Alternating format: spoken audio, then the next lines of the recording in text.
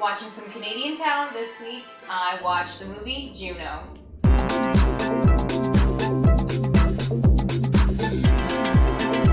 Juno has an amazing cast. It has Ellen Page, Michael Cera, J.K. Simmons, Allison Janney, Jennifer Garner, and Jason Bateman. If you don't think all of these actors are good, you're crazy. If you don't like at least the majority of them, then I don't know what to do with you, because these are all amazing actors. They do great performances. This is such a cute movie. I love the story. Ellen Page and Michael Cera are high school students, and they're kind of together, kind of not together, really close friends that end up having sex.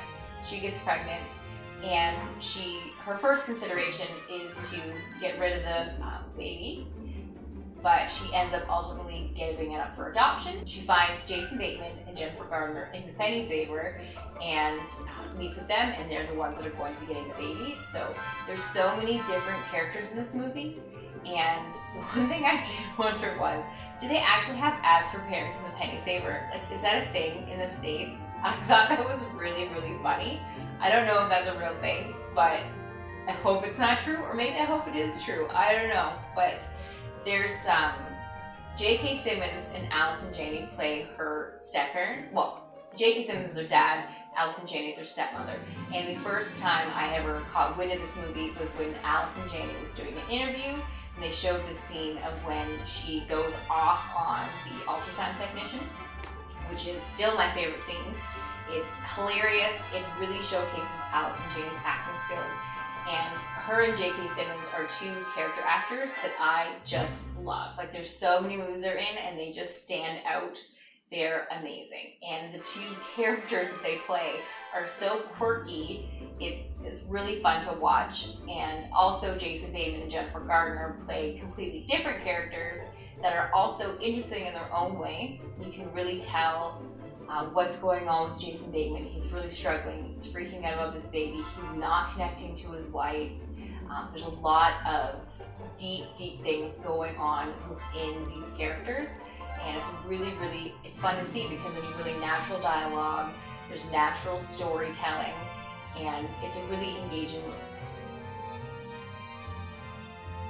So there are three things that I think are really cute about this movie, or that are the most memorable to me. So number one is when Juno goes to the abortion clinic, and there's one of her classmates is protesting outside and lets her know that the baby has fingernails. And it's just such a weird line. I'm sure it's true. I don't know it's true. But I've always remembered that every time I see someone pregnant, I always think, like, oh, your baby has fingernails. So, and number two, the second thing that I noticed about this movie that I think was really funny is how many times they say it wasn't Bleeker's idea.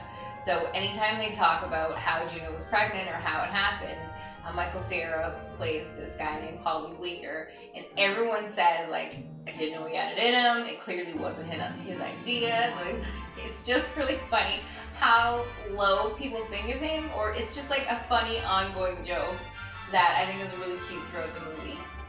And the third thing that I love is when Juno writes a letter to Vanessa, and I won't tell you what the letter says, but it makes me cry every time. And like, what happens to it makes me cry, and it always gets to me. I think it's a wonderful story.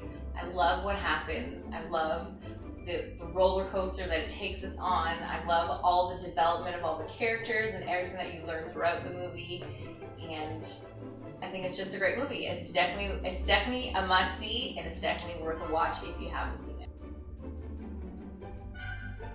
So we are continuing on this journey of the 501 must-see movies, and if you're ready for another one, then please subscribe to my channel, hit the notification bell, and you will see every time a video comes out.